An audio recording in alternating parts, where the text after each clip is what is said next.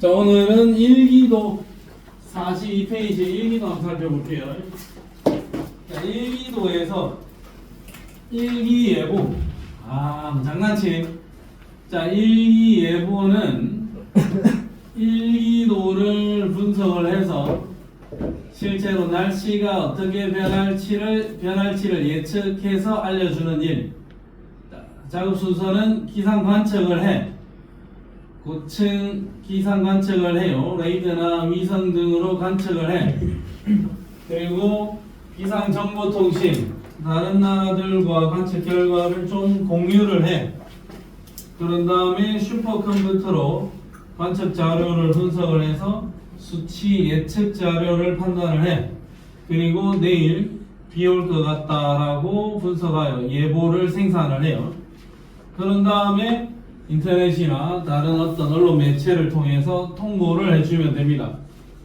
그럼 요새는 뭐 슈퍼컴퓨터가 날로 발전하고 있으니까 일기예보가 조금은 더 예전보다는 좀 더 명확하다라고 볼 수는 있겠죠.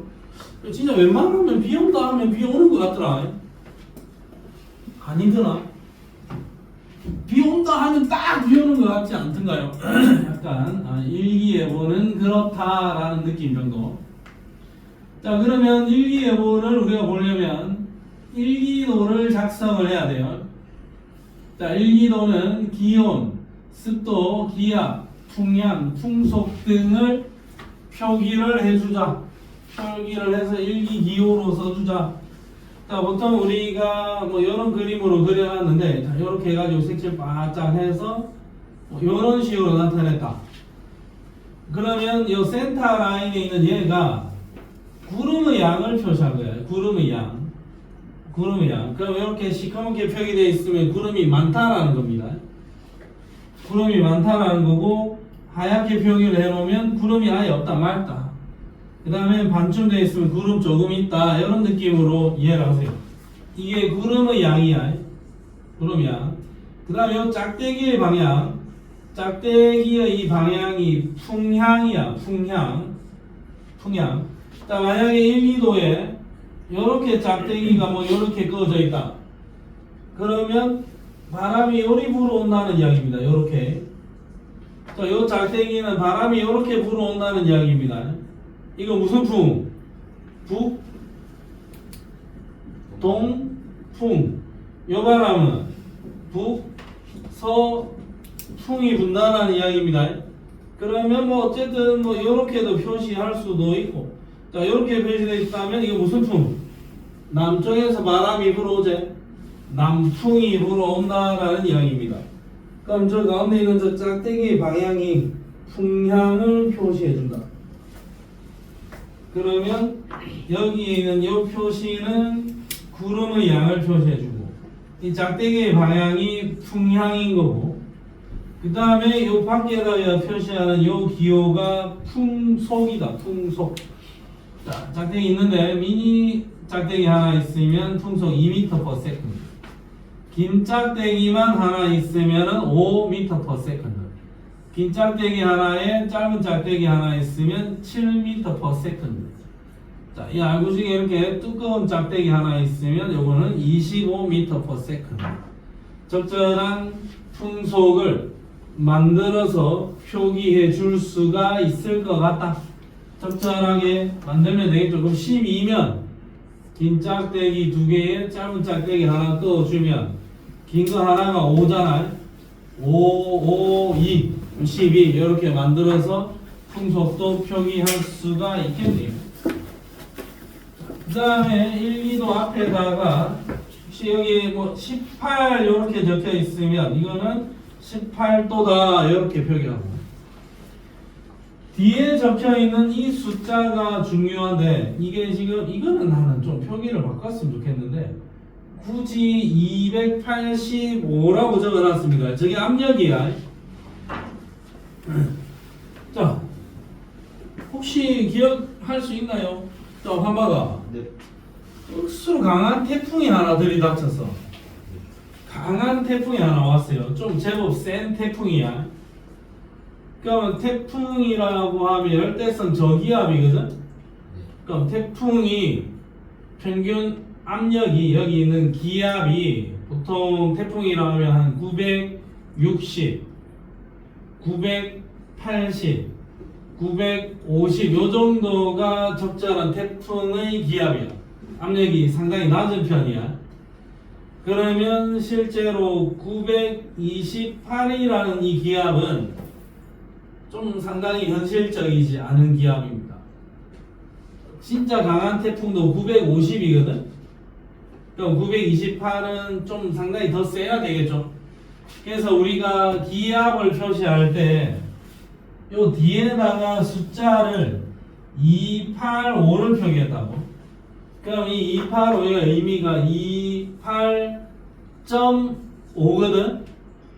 그러면 이 앞에 붙을 숫자가 1028.5일 수도 있고 28.5인데 이 앞에 붙을 숫자가 9일 수도 있다고. 9. 책 있냐? 9일 수도 있다고. 그러면 너가 생각하기에 1028.5랑 928.5 중에서 어떤 게 좀 더 현실적이고? 1028.5가 현실적이죠? 그러면 28.5라고 적혀 있으면 이건 928이 아니고 1028.5다. 이때의 기압은 1028.5다. 그런 이야기입니다. 책. 알겠습니다. 자, 그 다음에 여기에 만약에 886 이렇게 적혀 있다. 여기에. 그러면 886이면 886이고 이게 소점 하나거든. 그러면 이게 1088일 수도 있고 88.6이면은 988.6일 수도 있거든. 그럼 1088 이건 너무 고기압이야. 좀 더 적절한 거는 뭐다? 988이다. 그래서 너가 기압을 표기할 때 950부터 1050까지의 범위다라고 생각을 하고 여기에 적혀있는 숫자가 500 미치면 앞에다가 1000을 붙여주는 거고 500보다 더 큰 숫자면은 988.6이다 이렇게 보는 겁니다. 이 숫자를 보고 판단할 수 있겠죠. 근데 나는 개인적으로 이거는 굳이 저럴 필요가 있나? 굳이 저럴 필요가 없지 않나? 그냥 기압을 그대로 표시해주면 더 좋지 않을까? 라는 생각은 드는데 지금 하여튼 현재 저 기압을 저렇게 표기를 하고 있습니다. 학술적으로는 저렇게 표기를 한다. 근데 굳이 저렇게 할 필요까지는 없을 것 같기도 하다. 되겠니? 자, 그 다음에 부가적으로 이 일기도에서 뭔가 부과되는 정보를 적어 놓는 경우가 있어요. 다 적어 놓는 건 아니고. 자, 여기는 지금 기온이 얼마고? 마이너스 5고 여기는 20이라고 적어놨지. 근데 여기에는 없는데 이쪽에는 뭔가 추가로 표기된 기호가 하나 더 있죠. 여기 뭐가 붙어있냐? 여기 지금 짝대기 2개 쭉 꺼놨지. 여기 짝대기 3개. 상명 짝대기로 3개 끊었죠. 저 짝대기 3개가 의미하는 바가 뭐다? 안개다 이거죠. 자, 눈이 올 때는 이런 눈 표시, 비 올 때는 여기 이런 것처럼 이렇게 표기하면 이거 뭐다? 비 오고 있습니다. 번개 빠지지 치고 있을 때는 이런 기호들도 표기해 줄 수는 있습니다. 알겠습니까? 자, 부가적인 어떤 정보들을 훨씬 잘 보이네. 불 끄고 하니까. 부가적인 어떤 정보들을 저기 자료에다가 추가해서 기록해 줄 수도 있다 라는 정도. 부가적인 정보를 추가할 수도 있다. 너 책은 있니? 왜 지금은 왜 없냐? 안 샀어? 왜 안 샀어? 안 살 계획이야? 그럼 지금 화학 살 때 같이 샀어야지. 자, 오케이. 자, 일기예보, 일기도를 잘 작성을 해가지고 나타내면 됩니다. 자, 그 다음에 등압선. 자, 등압선은 자, 여기서 보면 등이라 하면 같은 등자죠. 기압이 같은 지점을 줄로 연결해 놓은 게 등압선이에요. 자, 여기 요 줄 라인이 지금 기압이 1024라고 적어놨잖아요. 여기 압력이 얼마다? 1024. 여기도 1024. 1024, 1024. 이쪽은 압력이 얼마니? 1028, 1028, 1028이죠. 그럼 이 동네는 주변 지역보다 기압이 어때요? 높지. 그래서 여기가 고기압이야. 자, 그러면 이쪽 동네는 기압이 얼마고 지금 적혀 있는 게? 이게 1016. 그럼 여기는 굳이 따지자면 얼마겠니? 1012겠죠? 그럼 여기는 1016, 1020, 1024. 그럼 이 동네는 주변보다 기압이 어때요? 낮지? 주변보다 기압이 낮으면 저 동네를 뭐라 한다? 저기압이다. 주변보다 기압이 높은 이 동네는 고기압, 주변보다 기압이 낮은 이 동네는 저기압이라고 불러줄 거야. 1012는 저기압이고 1012는 고기압이다 이런 게 아니라 1012인데 주변보다 기압이 낮으면 저기압이고 1012라 하더라도 주변보다 기압이 높으면 고기압이 될 수도 있다. 알겠니?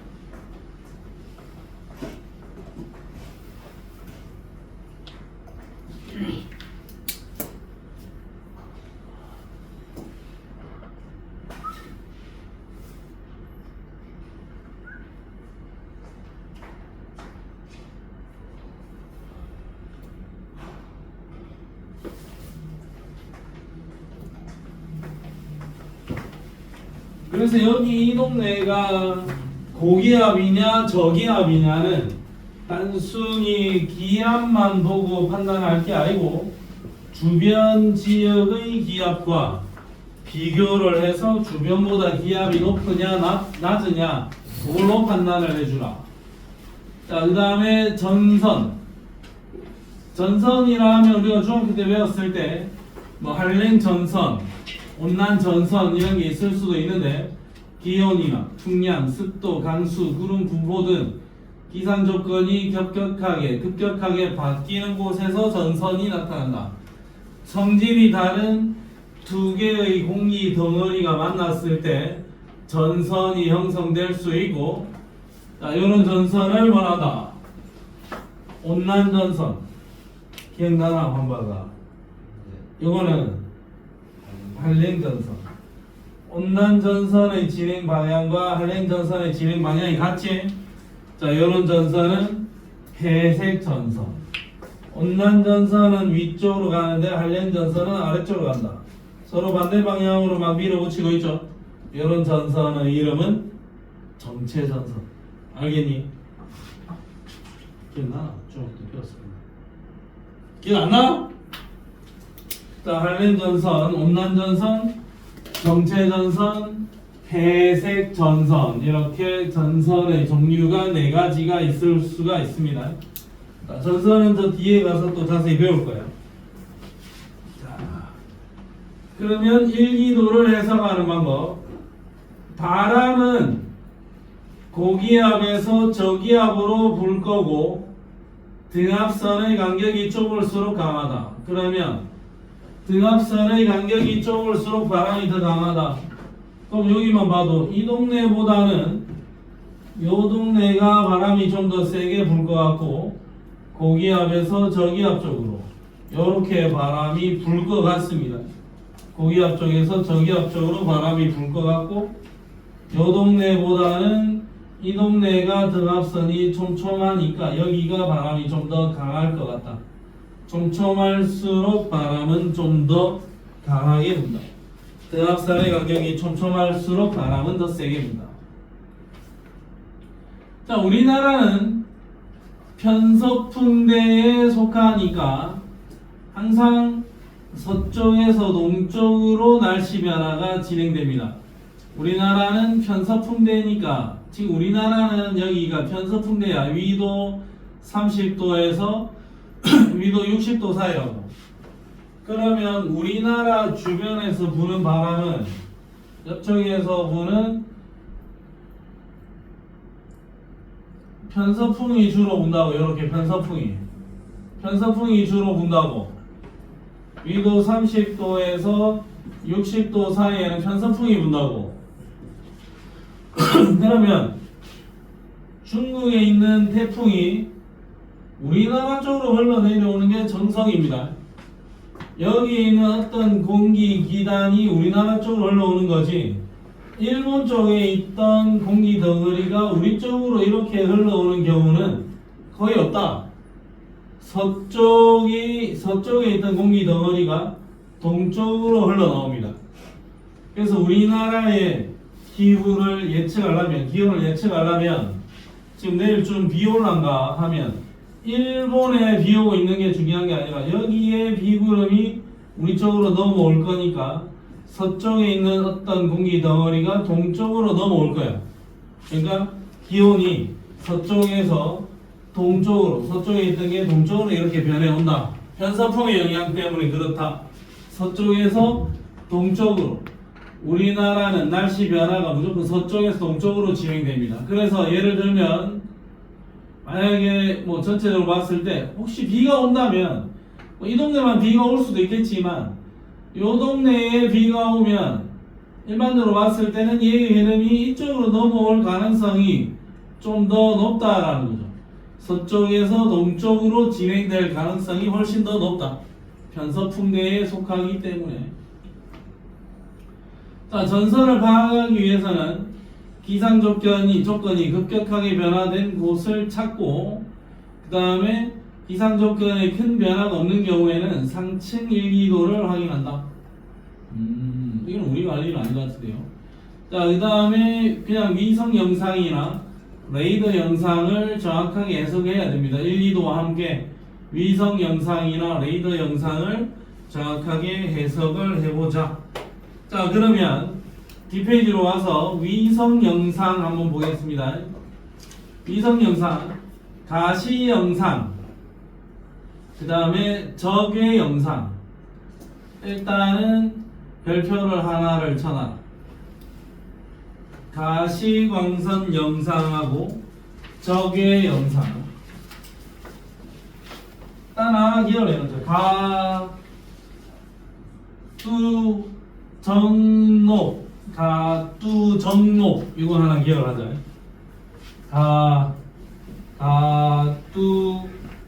가두정록. 가시광선 영상은 구름의 두께를 보는 거고, 적외선 영상은 구름의 높이에 집중합니다. 일단 가두정록을 기억하자. 가시광선 영상은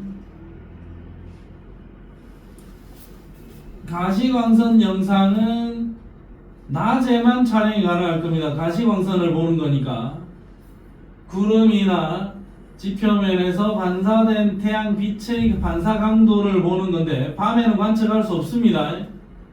그래서 가시광선 영상은 반사된 빛을 보는 건데 구름이 두꺼울수록 반사가 더 잘 될 거고, 그래서 가시광선 영상에서 아주 환하게 보이는 그림이 있죠.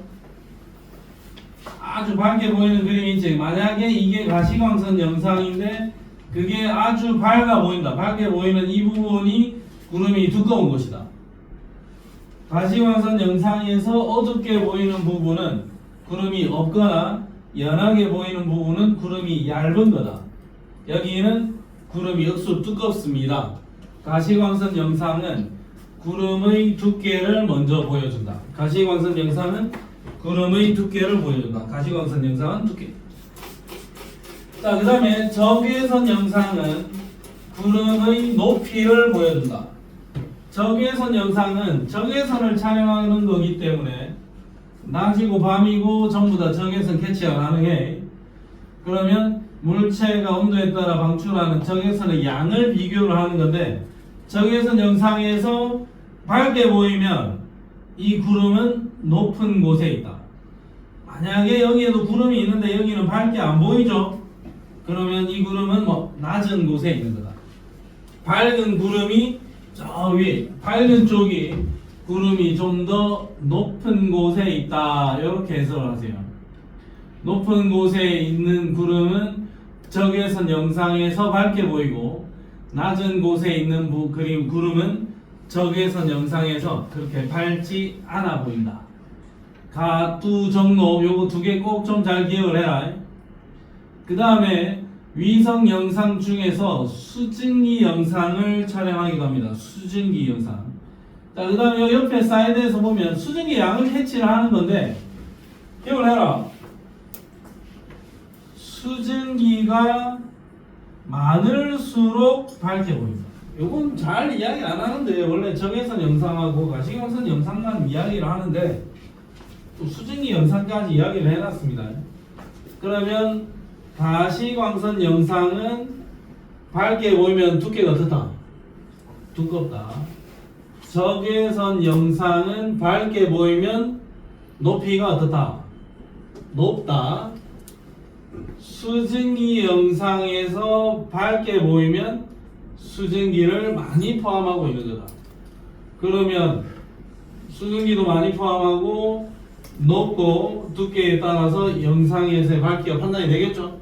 가시 영상은 두꺼운 놈이 밝고 적외 영상은 높은 놈이 밝고 수증기 영상은 수증기를 많이 포함하고 있는 게 밝아 보인다.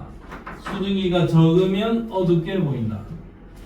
수증기의 양, 수증기 영상은 결국에는 물방울이 얼마나 많으냐, 사실상 비구름을 보는 영상이 되겠죠. 그럼 수증기 영상을 착착착 비교를 해보면 매 1시간 단위로 측정된 수증기 영상을 관찰을 해보면 이 구름 덩어리, 수증기 덩어리가 이동하는 방향을 판단할 수도 있겠지. 그래서 이 동네에는 언제쯤 비가 오기 시작할 것 같다, 여기는 언제쯤 비가 올 것 같다, 비구름을 직접적으로 볼 수 있는 게 수증기 영상이다. 그런 느낌. 자, 그 다음에 레이더 영상. 위성 촬영이 아니라 레이더 영상이야. 레이더 영상. 자, 레이더 영상은 위성에서 보는 게 아니라 지상에 있는 레이더를 써가지고 전파를 쏘는 거죠. 레이더에서 전파를 쏜 다음에 여기 있는 구름에 부딪혀서 돌아오는 전파를 분석하는 겁니다. 그러면 반사된 전파의 강도를 통해서 영상으로 산출한다. 여기 있는 비구름의 두께를 전파를 통해서 확인한다 이거죠. 전파를 통해서 확인할 거다. 뭐 지상 관측이 쉽지 않은 산악지대나 아니면 바다 위에나 이런 데 전파 쏴가지고 비구름을 캐치를 해볼 수도 있다. 자, 레이더 영상입니다. 레이더 영상. 자, 그러면 과연 이 위성 영상에서는 어떤 형태의 문제가 나오는지 그거부터 한번 볼게. 예시 문항을 한번 볼게. 자, 55페이지에 4번 문제를 한번 봐봐라. 자, 55페이지에 4번 문제. 이거 한번 보세요. 스타트. 하나는 가시 영상, 하나는 적외선 영상이다. 55페이지에 넘버 4 스타트. 대박. 풀고 있니? 빨리 넘어와 이 자식아. 신속하게.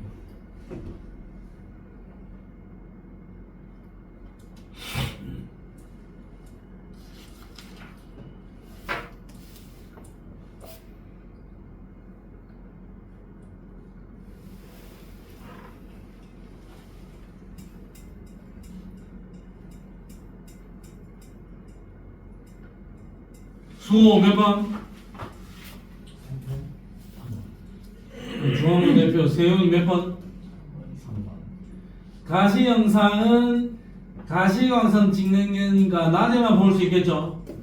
자, 가시광선은 구름의 두께 찍는다 그랬지? 두꺼우면 어떻게 보인다? 밝아 보인다. 그 다음에 적외선 영상은 높이 본다 그랬죠? 높은 구름일수록 밝게 보인다. 뒤에 보이 맞아요. 그럼 정답 몇 번? 3번. 가뚜정로.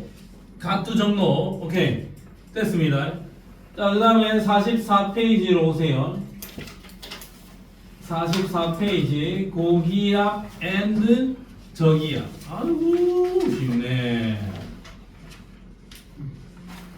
자, 고기압은 주변보다 기압이 높은 곳, 저기압은 주변보다 기압이 낮은 곳. 절대적인 기압이 높고 낮은 게 아니라 주변보다 높고 낮아야 돼. 자, 여기가 기압이 1000인데 이 주변은 1004, 1008이다. 그러면 얘는 저기압 되는 거고. 센터라인이 1000인데 주변이 996, 992 요리 가면은 얘는 고기압이 되는 겁니다. 뭐 몇부터 몇까지는 고기압, 얼마까지는 저기압 이런 게 아니라고. 주위보다 기압이 높으면 고기압, 기압이 낮으면 저기압. 그러니까 고기압은 기압이 높으니까 사실상 공기의 밀도가 좀 더 높겠죠. 그래서 이 동네는 하강기류 발달, 하강기류 발달. 저기압은 공기의 밀도가 낮으니까 상승기류 발달, 상승기류가 발달한다. 자, 그러면 우리가 요거 기억하면 돼요. 오른손 가지고 완전체에서 설명을 해놨는데 고기압은 내려가죠. 하강기류, 하강기류. 그 다음에 손가락 4개가 이렇게 돌아 나가지. 이렇게 돌려봐 한번. 하강기류 손가락 돌려봐. 이렇게 돌죠. 돌려봐 수호 이 새끼야 빨리. 하강기류 이렇게 돌지. 그러면 고기압은 하강기류, 그 다음에 이렇게 돌아 나가죠. 그러면 바람이 이렇게 돌아 나갈 겁니다. 바람이 시계 방향으로 회전해서 불어 나갑니다. 주변 지역으로 불어 나가는데 시계 방향으로 회전하면서 불어 나간다. 그 다음에 저기압 지역은 상승기류, 상승기류. 바람이 불어 들어오는데 이렇게 불어 들어온다. 이렇게. 그러면 여기는 상승기류. 바람이 불어 들어올 겁니다. 들어올 겁니다. 불어 들어올 겁니다. 불어 들어올 겁니다. 반시계 방향으로. 시계 반대 방향으로 불어 들어옵니다. 고기압은 시계 방향으로 불어 나갑니다. 저기압은 반시계 방향으로 불어 들어옵니다. 이거 북반구 기준에서고, 남반구 기준이면은 고기압이 불어 나가는데 시계 반대 방향으로 불어 나가고 불어 들어오는데 시계 방향으로 불어 들어올 겁니다. 남반구 기준에서는 들어오는 방향 시계냐 반시계냐 그 방향이 반대로 되어 있을 거야. 그래서 웬만해서는 시험 문제를 낼 때 뭐 대한민국 기준, 우리나라 기준, 북반구 기준으로 낼 건데 혹시 어떤 문제에서 남반구 기준으로 나오는 문제가 있다면 그거는 방향을 완전히 반대로 해석을 해줘야 된다. 우선 우리는 북반구 기준으로 보면 됩니다. 자, 그 다음에 고기압에서는 하강기류가 발달한다. 하강기류. 자, 하강기류가 발달을 하면 저 하늘 위에 있던 공기가 하강하게 되면 압력이 높아지면서 압축이 된다. 부피가 줄어들겠죠. 부피가 줄어들겠죠. 단열 압축이 되면 기온이 상승하게 될 거고 상대 습도가 감소하면서 구름 소멸, 아주 맑은 날씨가 되는 거고, 저기압은 여기 있던 이 쪼매같은 공기가 하늘 위로 가면 열 팽창이 아니라 압력이 낮아지면서 부피 팽창, 열은 추가로 공급되는 게 아닙니다. 그러니까 단열 팽창이고, 쪼매같은 놈이 이렇게 덩치가 커지면 기온이 하강할 겁니다. 기온이 낮아지면 습도가 높아질 거고, 습도가 높아지면 구름이 형성되면서 날씨가 흐린 날씨가 됩니다. 고기압은 맑은 날씨, 저기압은 흐린 날씨다. 고기압과 저기압에서 날씨가 어떻게 변해가는지, 저기압에서의 날씨 변화를 기준으로 해서 좀 외워주면 좋을 것 같다. 물론 저기에 있는 저 내용을 단순히 외우는 것은 학교 수업 상황을 나중에 보고 나서 판단합시다. 이거 외워둘만 하긴 해요. 자, 어쨌든 고기압은 하강기류 시계 방향으로 불어 나갑니다. 저기압은 상승기류 시계 반대 방향으로 불어 들어옵니다. 그럼 고기압에서는 불어 나가고 저기압에서는 불어 들어가니까 전체적으로 바람은 고기압에서 저기압 쪽으로 불어 들어갑니다. 지표 문제에서는 그렇겠죠. 근데 얘는 상승기류가 발달해서 올라가면 여기는 하강기류가 발달할 거니까 저 위에 상층부에서는 저기압 쪽에서 고기압 쪽으로 바람이 불어갈 겁니다. 상층부에서는 바람이 저렇게 이동을 할 거다. 근데 지표 근처에서 바람이 부는 방향은 분명히 고기압에서 저기압 쪽으로 바람이 부는 게 맞습니다. 고에서 저쪽으로 바람이 부는 게 맞고 상층부에서는 저기압의 상층부에서 고기압 쪽으로 바람이 불어갈 겁니다. 이렇게 해석을 해주면 좋을 것 같아요. 자, 요 밑에 아이고 주하나 네. 이거 무슨 영상이야? 위성 영상. 위성 영상 중에서 가시 영상이야. 낮이야 밤이야 요걸 찍을 수 있는 거는 낮에만 찍을 수 있어요. 그 다음에 가시광선은 구름의 두께를 보여주제. 가뚜 정로. 그러면 여기는 하얗게 보이지? 그러니까 요 동네가 가시 영상이니까 구름의 두께가 어떻다? 두껍다. 만약에 이게 적외선 영상이었다면 여기가 구름의 높이가 어떻다? 높다. 이게 수증기 영상이라면 여기가 비구름을 많이 갖고 있다. 이렇게 해석하면 되겠죠? 가뚜 정로 되겠니? 자, 오케이. 자, 그러면 고기압, 저기압과 관련해서 한 문제 풀고 가겠습니다. 56페이지에 넘버 7번 스타트. 넘버 7번. 요거 L 이거는 저기압인가봐요.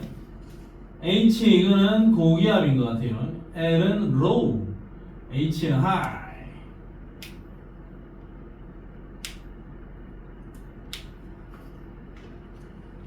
low, high.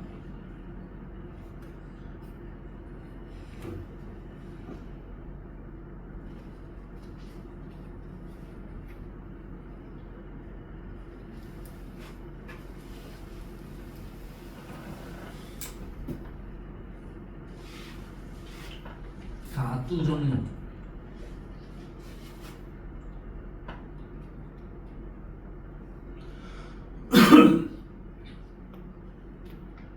민구가 네. 몇 번? 1번. 1번.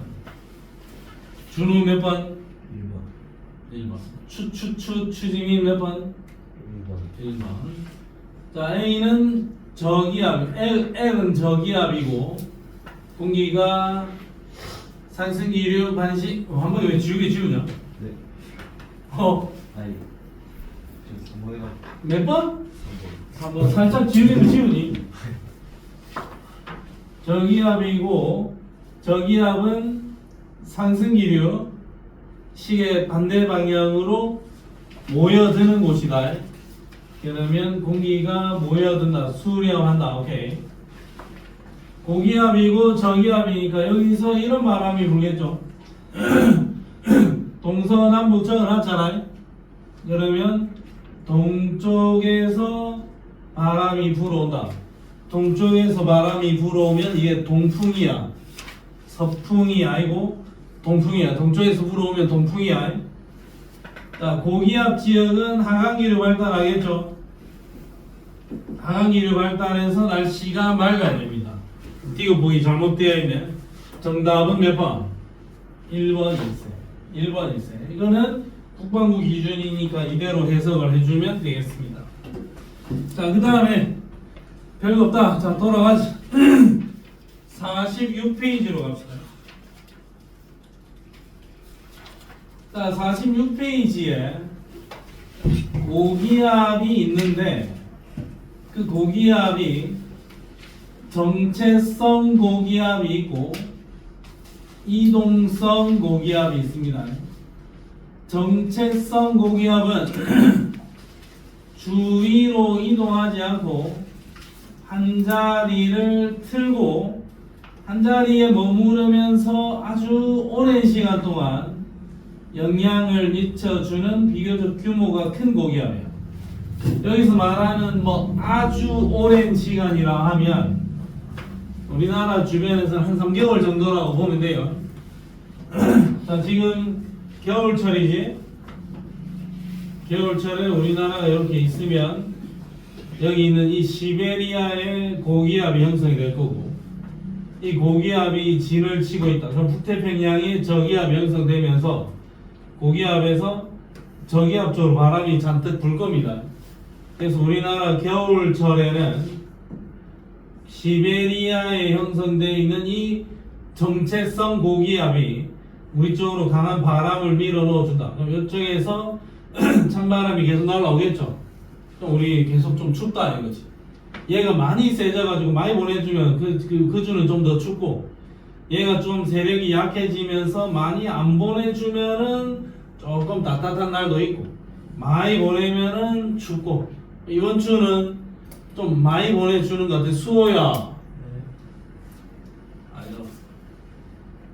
말하지 말까? 수호야. 맛있니? 손톱 뜯어먹지 마. 알겠지? 손을 입에다 갖다 대지 마. 알겠죠? 수호 뜯지 마. 손톱 주변 가시랭 뜯지 말라고 이 새끼야. 거기 세균이 100만 마리 있다고. 손에 입 갖다 대지 마. 손에 얇은지 약을 발라. 약을 독극물을. 입에 안 갖다 대게. 알겠냐? 니 지금부터 손에 입 갖다 대면 바로 막 벌금이다. 네. 자, 여기 고기압 형성되어서 영향을 미친다. 자, 그 다음에 여름에는 우리나라 이렇게 있으면 여기 있는 북태평양에 고기압 형성되면서 바람이 자꾸 불어온다고. 그러니까 여기 있는 아주 뜨거운 바람이 자꾸 불어오겠죠? 그러니까 우리나라 덥다 이거야. 중심부가 이동하지 않고 한 자리에 머무릅니다.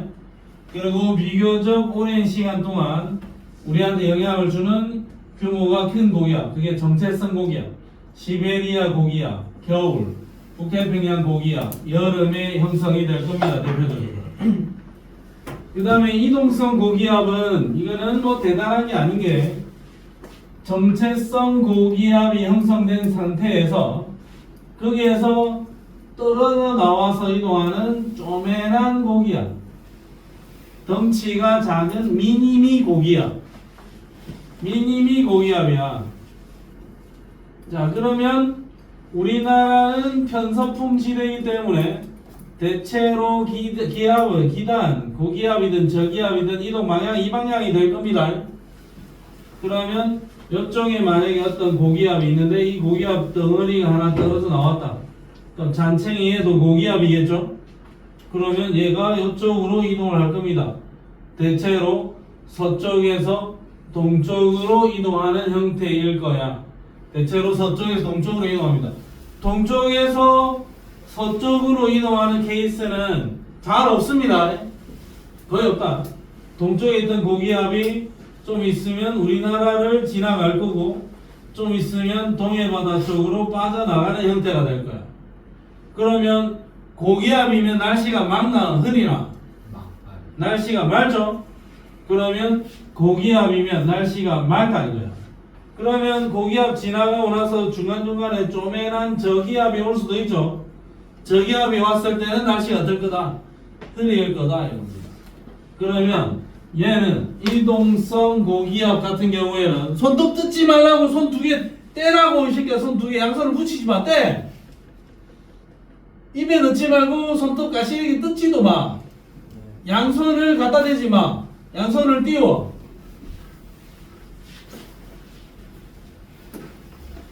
네가 나중에 장인들한테 인사하러 가가지고 어머니 반갑습니다. 처음 뵙겠습니다. 이러고 있는다. 어디 회사 면접 가서 이러고 있다고. 안 돼. 수정해. 이 행동을 고등학생이잖아, 이제. 손대! 올려! 책상 위로 올려, 임마. 손 두 개다. 자, 정체성 고기압, 이동성 고기압. 이게 있다. 자, 그 다음에 우리나라 주변의 공기 덩어리, 시베리아 기단, 장난치나 사회가 이거. 시베리아 기단, 오츠케 기단, 양쯔강 기단, 북태평양 기단. 시베리아 기단, 한랭, 대륙에 있으니까 건조. 자, 양쯔강 기단, 아래쪽에 저위도에 있으니까 온난, 대륙에 있으니까 건조.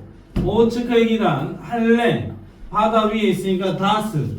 북태평양 기단, 저위도에 있으니까 온난. 온난이라 부르기에도 좀 섭섭하다. 온도가 너무 높다. 고온, 바다 위에 있으니까 다스. 기단의 특징, 한랭 건조, 한랭 다스, 온난 건조, 고온 다스 다 기억을 하고, 시베리아 기단은 당연히 겨울이고, 북태평양 기단은 당연히 여름이고, 오츠케 기단은 초여름, 초여름에 장마전선 형성, 앤드 가을. 양쯔강 기단은 그냥 봄, 가을의 변덕스러운 날씨들, 그에 영향을 미쳐주는 기단들이다. 특징, 그 다음에 영향을 주는 계절, 정확하게 잘 기억을 할 수 있도록. 그 다음에 기단이 이동할 때 기단의 변질이 일어납니다. 기단의 성질 변화. 자, 찬 기단이 따뜻한 바다 위를 통과할 때 어떤 일이 벌어질 거냐? 자, 얘는 차가운 기단이야. 차가운 공기 덩어리인데 얘가 따뜻한 바다 위를 통과해서 지나온다. 그럼 이 바닷물은 따뜻하니까 여기가 가열이 돼 가지고 아래쪽이 따뜻해지겠죠. 그러면 따뜻한 공기는 어떻게 되나? 위로 가나 밑으로 가나? 따뜻한 공기는 위로 가겠죠. 그 위에 있는 찬 공기는 밑으로 내려갈 수도 있지. 하층이 가열되면서 이 전체적인 기류의 흐름이 불안정해질 거고, 상승 기류가 발달하는데 따뜻한 바다니까 여기에서 수증기도 잔뜩 공급해 줄 거 아이가? 수증기도 잔뜩 공급해 주면서 상승 기류 빡 발달하지. 수증기를 따뜻한 바다가 잔뜩 공급하면서 상승 기류 발달하니까 가파른 상승에 의해서 저근형 구름이 형성될 수 있다. 이런 일이 일어나는 게 언제냐? 겨울철에. 자, 서해 바다, 대한민국 동해 바다에 있으면 저기 있는 시베리아나 저 대륙에서 찬 공기 덩어리가 여기로 와. 여기로 오면은 요 공기 덩어리에 비해서 서해 바다, 황해 바다는 매우 따뜻하겠죠. 그러면 여기에서 수증기 공급하면서 가열도 시켜줄 까이가. 그럼 이 찬 공기 덩어리가 가파르게 상승하면서 저근형 구름을 형성하겠죠. 근데 기본적으로 이 동네는 지금 날씨가 없어 차갑잖아요. 겨울이고. 그러면 우리나라로 들어오게 되면은 이 저근형 구름이 와서 눈을 잔뜩 뿌린다고. 그럼 눈이 잔뜩 뿌려지는 이 동네가 경상도가 전라도 지역이죠. 전라도 지역의 겨울철에 눈이 억수 많이 와. 눈을 싹 다 뿌리고 나서 얘가 지리산을 넘어서 경상도로 넘어오겠죠. 그럼 경상도 지역에는 눈이 오니 안 오니? 별로 안 와. 겨울철에 호남 지역에 눈이 훨씬 더 많이 온다. 우리나라 서해안의 폭설은 이런 형태의 기단의 성질 변화 때문에 나타나는 현상이다. 대륙에 있던 찬 공기가 따뜻한 바다 위를 지나갈 때 하부가 가열되면서 저근형 구름이 형성되고, 그 저근형 구름에 의해서 폭설이 내릴 수 있다. 우리나라 겨울철에 일어나는 일. 자, 그 다음에 따뜻한 기단이 차가운 바다 위를 통과할 때, 이건 별일이 안 일어납니다. 따뜻한 공기가 차가운 바다 위를 통과해서 갈 때, 그럼 여기가 차갑잖아. 이 공기는 전체적으로 따뜻한데 차갑지? 아래쪽이 차가울 거고 위쪽은 계속 따뜻하겠죠? 따뜻한 공기는 그냥 위에 있으면 되고 찬 공기는 밑에 그대로 가면 돼. 쭉 잘 갈 거야. 하층이 냉각되면서 매우 안정해질 거고 매우 안정해지는데 굳이 구름이 형성된다면 대단한 상승이 일어나지 않으니까 수증기에 의해서 굳이 형성이 된다면 층문형 구름이나 아니면 안개가 쫙 끼는 현상이 나타날 거예요. 저군형 형태의 구름은 결코 만들어지지 않을 것 같다. 이런 기단의 변질이 있을 수 있다. 자, 그 다음에 일기도를 보고 우리가 이게 봄, 여름, 가을, 겨울을 알았으면 좋겠다라는 거죠. 자, 요거 여기 뭐고 기압이 고기압이야 저기압이야? 고기압이죠. 하이 적혀 있으니까 고기압이지. 그럼 여기 북태평양의 저기압이겠죠. 그러면 시베리아 쪽에서 북태평양 쪽으로 바람이 잔뜩 불 거예요. 이거 딱 보자마자 민구가 이거 계절이 봄, 여름, 가을, 겨울 중에서 뭔데? 겨울이라는 거 바로 알면 돼. 자, 그 다음에 두 번째 이거는 등압선이 어떻노? 아주 간격이 뒤엄뒤엄하죠. 바람의 세기가 세나 약하나?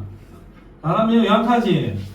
바람 매우 약한데, 자, 요쪽의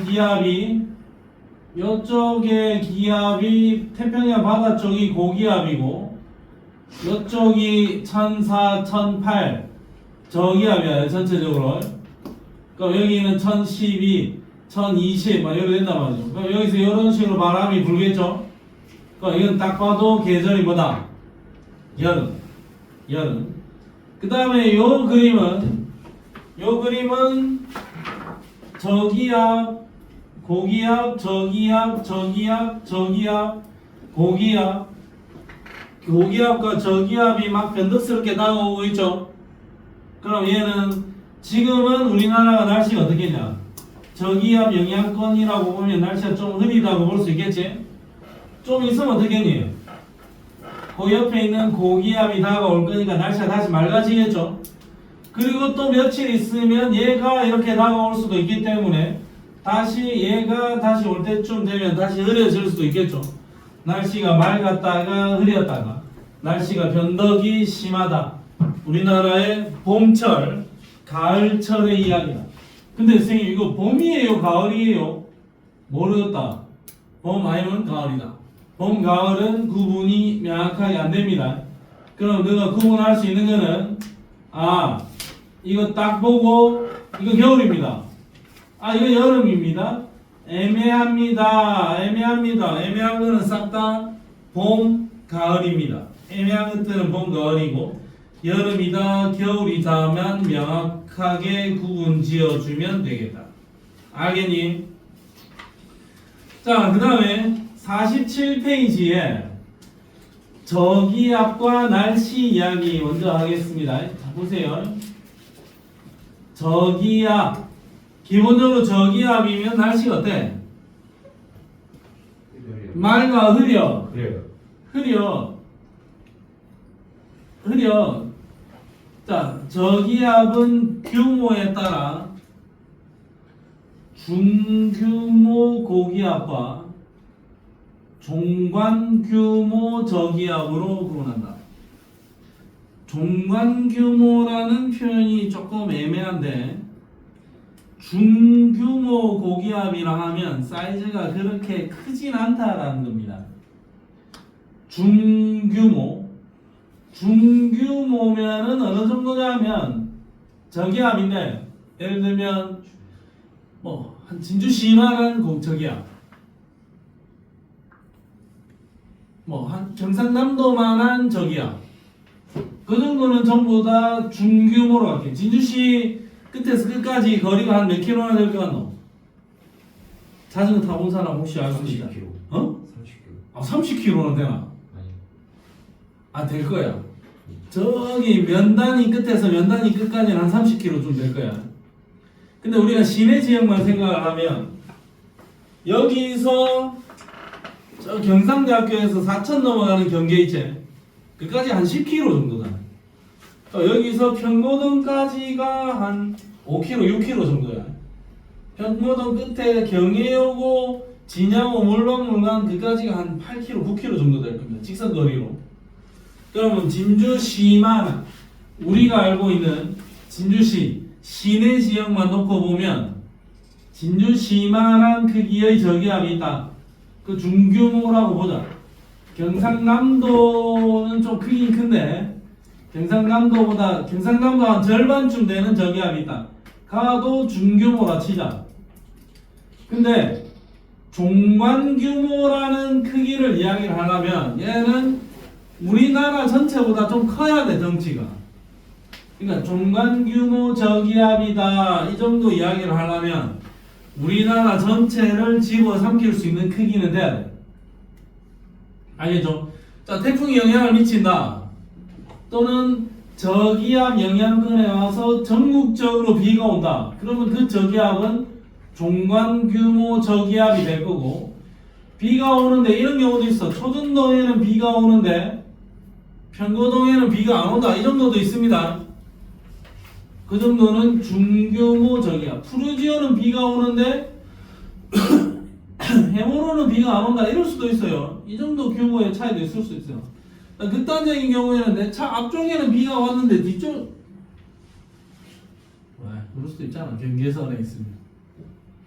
자, 중규모 저기압은 크기가 작고 대부분 전선을 동반하지 않는 저기압. 전선 따위는 없어. 사이즈 작아. 강한 상승기에 의해서 짧은 시간 동안 좁은 지역에 비 빡 주고 끝나.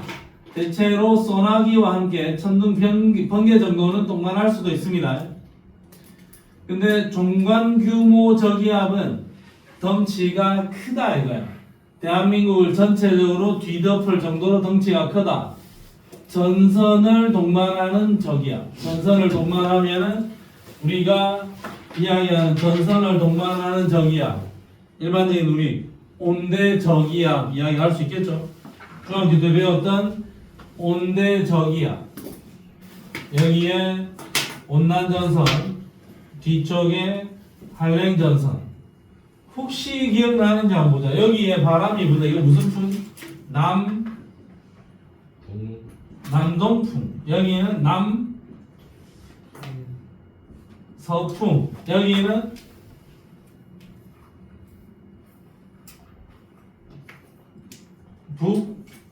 북서풍.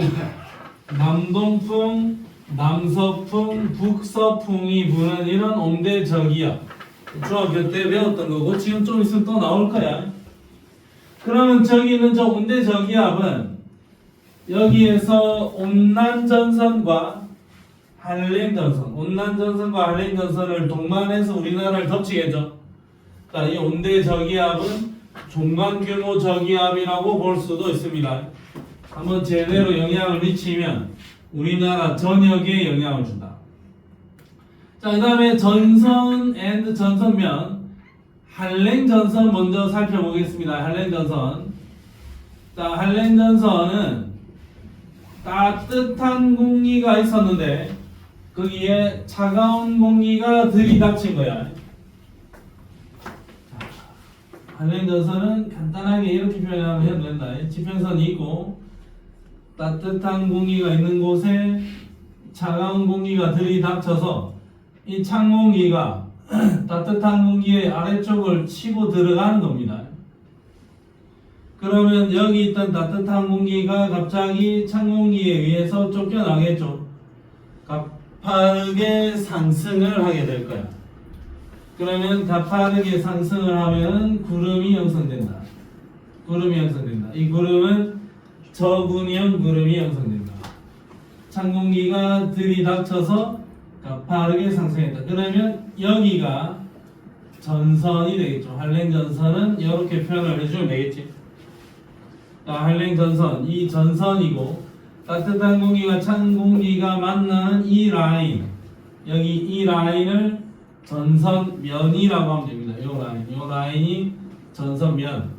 여기가 전선, 한랭 전선의 이동 방향 지금 여기서는 오른쪽.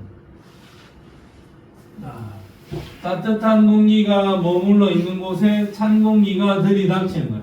찬 공기가 팍팍 들이닥치는 거니까 이동 속도 빠르고 전선면의 기울기는 가파르다, 급하고 여기는 남서풍이었는데 얘는 남이 아니라 얘는 북서풍이 불 거야. 한랭전선이 통과하기 전에는 남서풍, 얘는 북서풍. 한랭전선이 통과하게 되면 남서풍에서 북서풍으로 풍향이 변할 겁니다. 여기 남서풍, 북서풍 어디까지나 북반구 기준에서 이야기하는 거야. 한랭전선이 있고 한랭전선이 있는데 내가 여기 있다. 한랭전선이 통과하기 전에 나한테 부는 바람은 남서풍이었는데 한랭전선이 통과하고 나면 북서풍이 불게 될 겁니다. 한랭전선은 남서풍에서 북서풍으로 풍향이 바뀔 거다. 이거 풍향 외워야 돼. 한랭전선 남서풍에서 북서풍으로 풍향이 바뀔 거다. 전선의 이동 속도는 빠르다. 자, 그 다음에 온난전선은 찬 공기가 머물러 있는 곳에 따뜻한 공기가 들이닥치면서 찬 공기를 밀어 올릴 수는 없으니까 이렇게 됩니다. 차가운 공기가 머물러 있는 곳에 따뜻한 공기가 다가오면 이 따뜻한 공기는 찬 공기를 타고 가볍게 위로 이렇게 올라갈 겁니다. 찬 공기를 밀어낼 수는 없으니까 따뜻한 공기가 위로 올라갈 거라고. 그러면 여기 상승기류에 의해서 비구름, 이 구름의 형태는 측은형 구름. 자, 여기가 전선, 온난전선이 이렇게 형성되겠죠. 여기 전선면의 기울기는 완만하고 이동 속도는 비교적 느린 편이고 구름은 청근형 구름이 형성될 거고 넓은 지역에 비구름이 형성된다. 전선의 앞쪽 동네에 지속적인 비, 넓은 지역에 지속적인 비가 내리게 될 거다. 그 다음에 저기압의 중심이니까 남동풍에서 남서풍으로 풍향이 변해갈 겁니다. 왜 이게 남동풍, 남서풍, 북서풍이다 이렇게 했냐면, 자 보세요. 어쨌든 온대 저기압은 바람이 어떻게 부노? 저기압은 상승기류 시계 반대 방향으로 바람 불겠지. 그러면 저기압의 중심이 여기 있으면 반시계 방향으로 이렇게 바람이 불 거라고. 바람이 반시계 방향으로 대체로 이렇게 분다고요. 자, 근데 이 저기압의 중심이 있을 때 보통 여기에 온난전선이 이렇게 형성이 되고 여기에 한랭전선이 이렇게 형성이 되면 저기압의 중심에 한랭전선, 온난전선이 있다. 그러면 이 동네는 주로 이런 바람이 분다고. 남동풍이 분다고. 자, 이 동네는 주로 이런 바람이 불어요. 남서풍이 분다고. 자, 이 동네는 주로 이런 바람이 불어. 이런 바람, 북서풍이 분다 이거지. 그래서 온난전선은 남동풍에서 남서풍으로 풍향이 바뀌고 한랭전선은 남서풍에서 북서풍으로 풍향이 바뀝니다. 남동, 남서, 북서 풍향은 외워두고 그냥 적용해야 됩니다. 이건 뭐 물리화학이 아닙니다. 지구과학입니다. 외워놓고 치고 들어갈 수밖에 없다. 자, 한랭전선, 온난전선. 자, 그 다음에 폐색전선. 자, 한랭전선은 이동 속도가 빠르고 온난전선은 이동 속도가 느리다. 얘가 빠르다. 근데 얘는 이 방향으로 오고 있고 얘도 이 방향으로 간다. 결국에는 온난전선이 느리기 때문에 한랭전선이 추격을 하겠죠. 추격을 해서 한랭전선이랑 온난전선이 겹쳐지겠네요. 한랭전선과 온난전선이 동일한 방향으로 겹쳐져 있다. 자, 이런 게 폐색전선이다. 그러면 온난전선의 이동 방향의 앞쪽의 비구름, 할렌 전선의 이동 방향의 뒤쪽의 비구름이 형성되겠죠. 자, 이렇게 형성되고 어쨌든 겹쳐져 있는 이런 전선이 폐색 전선이에요. 그 다음에 정체 전선은 온난 전선은 오른쪽으로 가려고 하는데 예를 들어서 할렌 전선은 왼쪽으로 가려고 한다. 둘이서 서로 반대 방향으로 이동하는 공기 덩어리들이 만났어요. 전선 두 개가. 그럼 얘는 오른쪽으로 밀어붙이는데 얘는 왼쪽으로 밀어붙인다. 그럼 여기에 머물러 있겠죠. 머물러서 한참 동안 이 동네에 비를 뿌려주고 있겠네. 이게 지속적인 비를 형성하는 장마전선의 형태가 이 정체전선의 형태다. 회색 전선은 온대 저기압이 생성되었다가 소멸되는 시점에 항상 발생하는 거고, 회색 전선은 금방 없어지고 끝난다. 근데 정체 전선은 한번 제대로 만들어지는 시기가 오면 6월 말쯤이 되면 정체 전선이 우리나라 주변에서 한 20여 일간 정체 전선을 형성해서 힘겨루기를 합니다. 그러면 우리나라 주변에 한 20일간 비가 오겠죠. 전선 이야기다. 풍향 외워야 되고, 그 다음에 이동 속도, 기울기, 비가 오는 구역, 강수 구역 다 외워야 됩니다. 할 수 없습니다. 자, 그러면 실제로 우리나라 근처에 중위도에서 형성되는 저기압에 대해서 한번 살펴보겠습니다. 중위도 저기압. 자, 간단하게 보면 이래요. 우리나라 주변에 생성되는 저기압은 이래. 자, 봐라. 대한민국이 여기 딱 있으면 우리나라뿐만 아니라 조금 더 위도 한 30도쯤이라도 생각을 해도 마찬가지라. 고위도 지방은 공기가 어떻게 있나? 온도가 차갑겠죠? 네. 찬 공기가 예를 들어서 불어서 내려온다 치자. 저위도 지방은 따뜻한 공기가 불어서 올라가겠죠. 그럼 여기 있는 이 중위도 어떤 지점에서 위에서 내려오는 찬 공기와 밑에서 올라가는 따뜻한 공기가 만나겠지. 그러면 전향력이란 힘 때문에 밑에서 위로 올라가는 이 바람의 흐름은 오른쪽으로 이렇게 꺾입니다. 오른쪽으로. 변선풍이 불 때 이렇게 꺾이듯이 이 바람이 이쪽으로 이렇게 꺾여서 이쪽을 치고 올라간다고. 물론 여기서는 이렇게 꺾이겠죠. 이렇게 꺾인다고. 그러면 위에서 내려오는 바람은 좁히하게 내려가는 게 아니라 이렇게 꺾인다고. 이렇게 전향력 때문에 얘는 이렇게 꺾인다고. 그러면 우리가 여기서 이렇게 놓고 보면 여기는 따뜻한 공기고 여기는 찬 공기인데 요 동네에서는 여기는 차가운 공기고 여기는 따뜻한 공기인데 저기압, 온대 저기압이 형성되는 과정에서 요 동네는 따뜻한 공기가 이쪽으로 치고 올라간단 말이죠.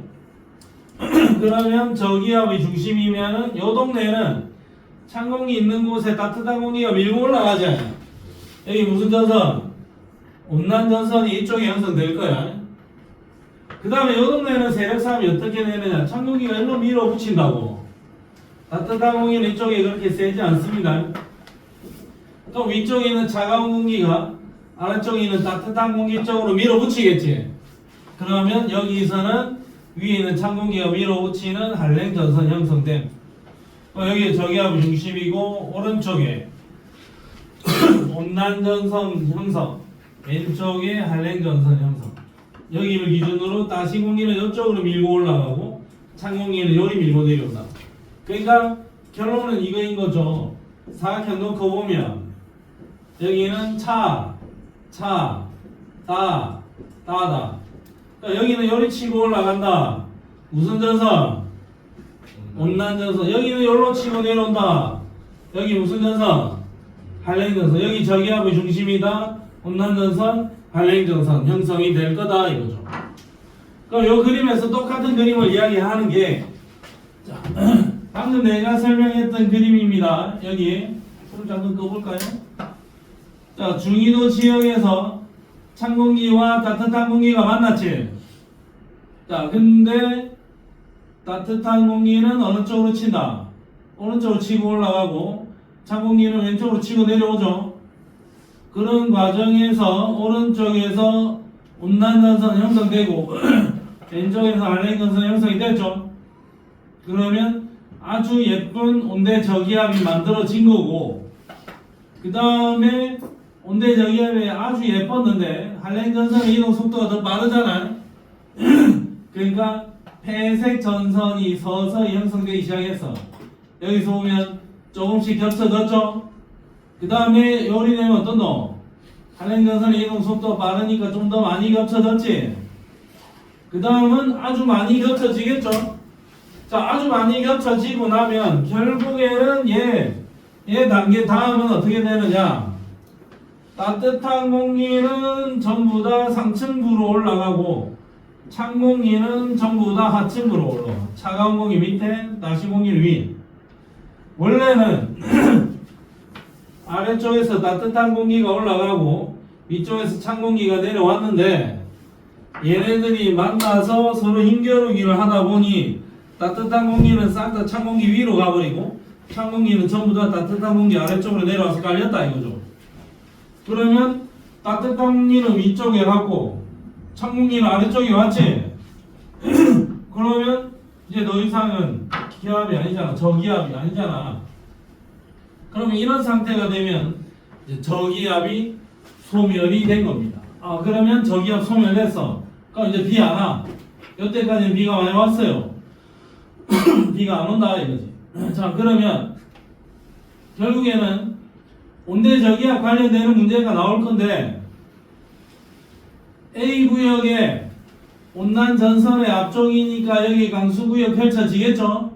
비 오나 안 오나? 비 오지. A에 무슨 품? 남 동풍. B 구역은 지금 비 와요 안 와요? 안 와. 무슨 품? 남서풍. C 구역에 할렌전선의 위쪽이니까 좁은 지역에 소나기성 강우 내리죠. 소나기가 내리는데 여기는 무슨 품? 북서풍. 됐나? 자, 그 다음에 여기는 따뜻한 공기, 여기는 차가운 공기, 여기도 차가운 공기 아이가? 그러면 A 구역은 지금은 차가운 공기지? 좀 있으면 어떻게 되겠노? 따뜻한 공기가 들이닥치겠지? 그럼 A 구역은 좀 있으면 기온이 어떻게 될 거다? 높아질 거다. 자, B 구역은 좀 있으면 이 할렌전선이 들이닥치겠죠? 그럼 B 구역은 좀 있으면 기온이 어떻게 될 거다? 낮아질 거다. 되겠습니까? 어쨌든 이 온대 저기압도 우리나라 기준에서는 편서풍 지역에 있기 때문에 우리나라 기준에서는 얘가 항상 서쪽에 있던 온대 저기압이 동쪽으로 간다. 중국에 있던 온대 저기압이 우리 쪽으로 오고 우리나라에 있던 온대 저기압이 일본 쪽으로 날아간다 이겁니다. 일본에 있던 온대 저기압이 우리 쪽으로 날아오는 경우는 거의 없다. 강수구역, 그 다음에 풍향, 그 다음에 기온이 어떻게 변할지 구분지어서 잘 체크를 해주라. 자, 요 저기압이 좀 있으면 우리나라 쪽으로 올 거다 이거죠. 자, 그 다음에 여기서 일단 하나 기억을 해놔. 외워라.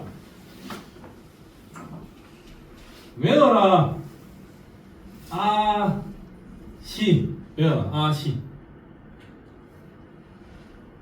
외웠나 벌써.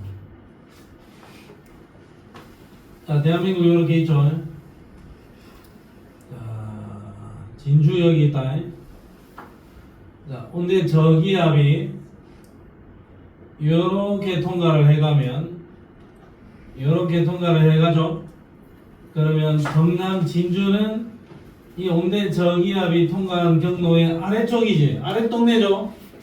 그럼 여기 아래쪽은 풍향이 어떻게 변해간다? 시계 방향으로 변해간다. 그럼 온대 저기압의 위쪽 동네는 풍향이 어떻게 변해간다? 반시계 방향으로 변해간다. 이거 하나 외워놔. 온대 저기압의 아랫동네가 어떤 방향이라고? 시계 방향이라고. 자, 그러면 대한민국에 이렇게 있으면 온대 저기압이 제주도 상공을 지나갔다. 제주도를. 그러면 이 동네는 풍향이 어떻게? 아래 동네가 시계죠. 위쪽은 반시계 방향으로 풍향이 변할 거다. 그냥 닥치고 외워놔 일단. 아시 외워놔. 그 다음에 태풍 때 하나 더 외우라고 할 건데 태풍 때 오시 외우라고 할 거예요. 오시. 태풍이 여기 있죠. 태풍이 이렇게 지나가지. 태풍 지나가는 경로에 오른쪽 동네에 풍향이 시계 방향으로 변하고 왼쪽 동네에는 반시계 방향으로 변할 거야. 태풍 지나가는 경로에 오른쪽이 시계, 왼쪽이 반시계. 온대 저기압은 아랫 동네가 시계. 아시, 오시, 아시. 외워둘 수 있도록 합니다. 자, 그 다음에 또 가두 종로 이야기 나오네. 가시광선 영상은 뭘 보라? 구름의 두께를 보라. 적외선 영상은 구름의 높이를 보다. 가두 종로. 자, 온대 저기압 관련 문제 2개 정도 일단 풀어보겠습니다.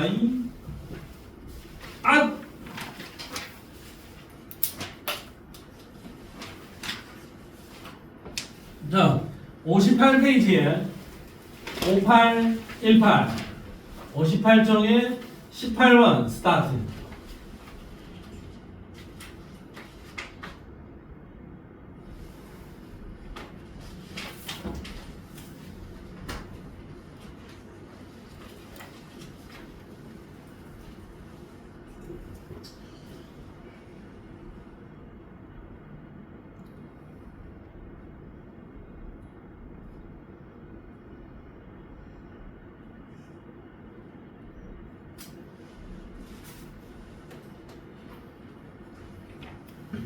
네.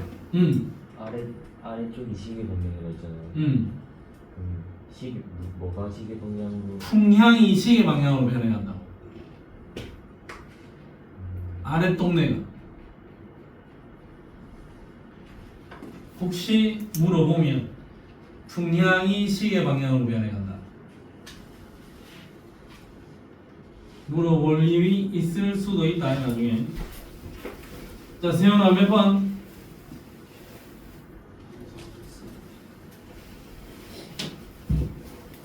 추진이 몇 번? 3번. 한박이 몇 번? 3번. 자, 요거 중심기압이 얼마고? 996이지? 저기압이죠? 저기압 안 물어봤나?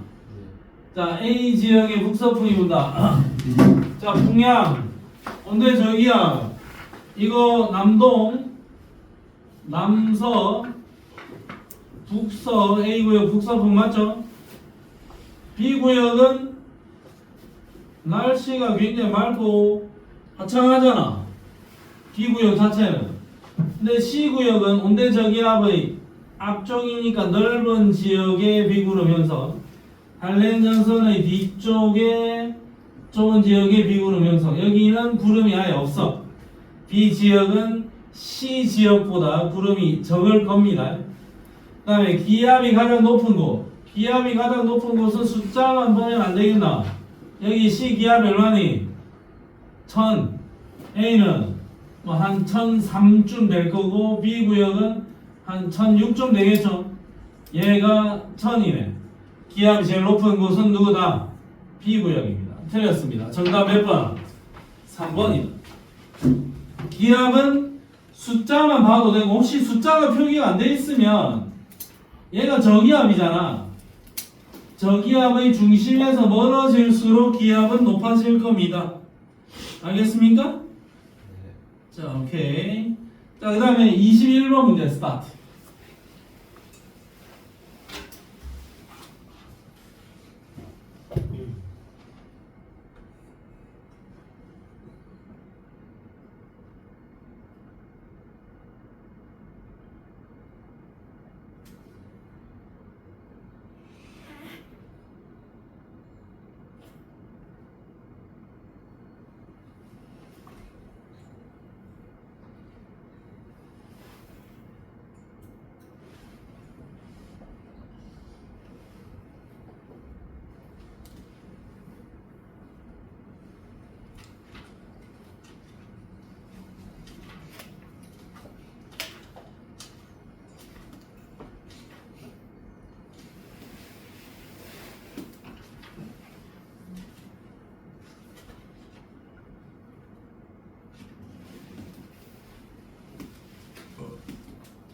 민국이 몇 번? 1번. 1번. 자, 이게 누가 먼저인지는 어떻게 판단하는 거고? 이 온대 저기압의 이동 방향이 서쪽에서 동쪽으로 갈 거 아닙니까? 얘는 서쪽, 서해 바다 쪽에 있고 얘는 동해 바다 쪽으로 진입을 했지. 요거 먼저고 요거 나중이야. 여기서 얘가 여기로 갈 거니까 이동 방향이 이게 나중이라고. 나는 가보다 먼저 작성된 일기도이다. 얘가 먼저다. 한번 1번 했지? 좀 뭔가 골똘히 쳐다보길래 혹시 1번을 안 했나 싶어. 나의 A 지역에는 북서풍이 분다. A가 어디 있노? 여기죠. 와, 남동 여기 뭐고? 남서제 북서풍이 불 일은 없죠? 내용이 틀렸다. 이 기간 동안 A 지역은 한랭 전선이 통과했잖아. 한랭 전선이 통과했으면 기온이 낮아지겠죠. 높아질 일은 없습니다. 한랭 전선이 통과했으니까 기온은 낮아져야 될 거다. 자, 59쪽에 넘버 3번입니다. 가뚜정로 가시광선은 두께, 적외선은 높이.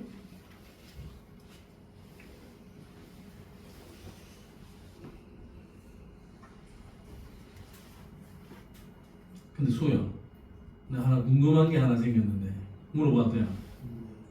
그 손톱 가시래기를 이렇게 입으로 뜯었잖아요. 그럼 그걸 어떻게 해? 어? 어디다? 어디다 모았는데? 그냥 이렇게 입을 뜯으면 혹시 이러지 않나? 이렇게 뜯으면 퇴 하면서 뱉어내지 않나? 어디다 모아놔서 모아놓은 거 보자. 어디다 버렸는데?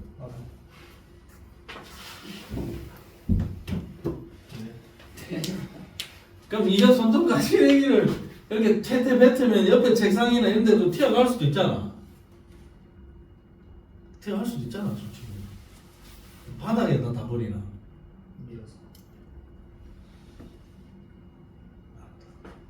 하지 마라. 준호도 손톱 뜯어본다.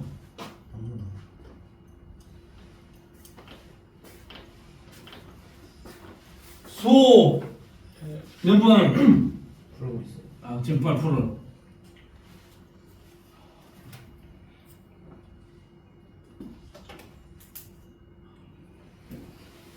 가뚜정로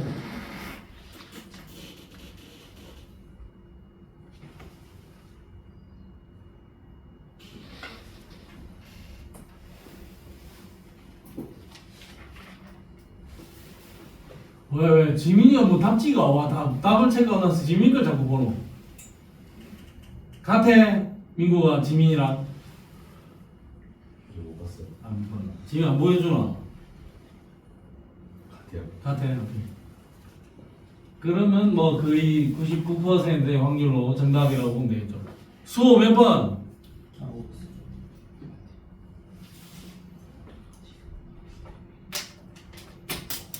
안 하는데. 하고 있어. 자, 가는 이거 무슨 현상이지? 가시 현상이죠. 가시 현상이면은 구름의 두께를 볼 수 있는 거죠. 네, 근데 저 궁금한 게 있는데 가시 영상이면 색깔이 있어야 되잖아요. 왜 검은색이에요? 가시 영상이면 색깔이 있어야 된다. 맞죠? 땅이 보여야 된다 이거지.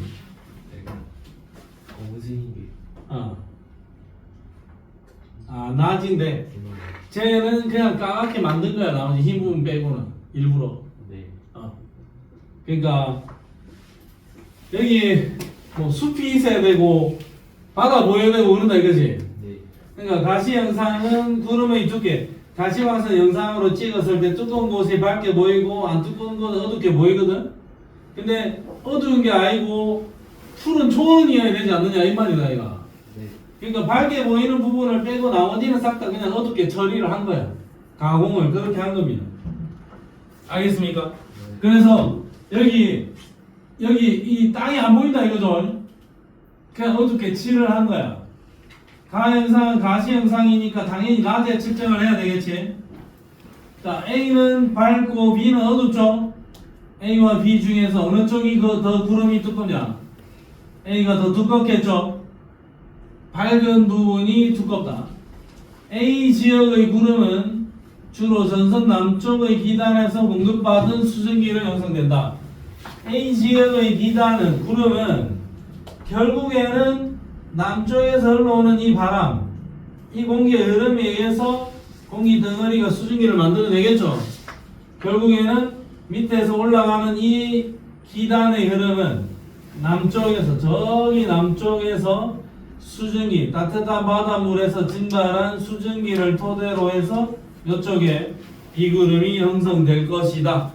큰 이변이 없는 한 저 말은 맞는 것 같아요. 어쨌든 따뜻한 공기가 상승하면서 비구름이 형성되는 거니까 여기 A 지역에서 형성되는 비구름은 주로 남쪽의 기단에서 공급받은 수증기로 형성된 것이다. 디귿 보기 맞습니다. 정답 몇 번? 5번. 민구 5번 했나? 지민은? 5번 했는데 혹시 기미가 있었다면 좀 고민했겠나? 맞나? 근데 기미가 없죠?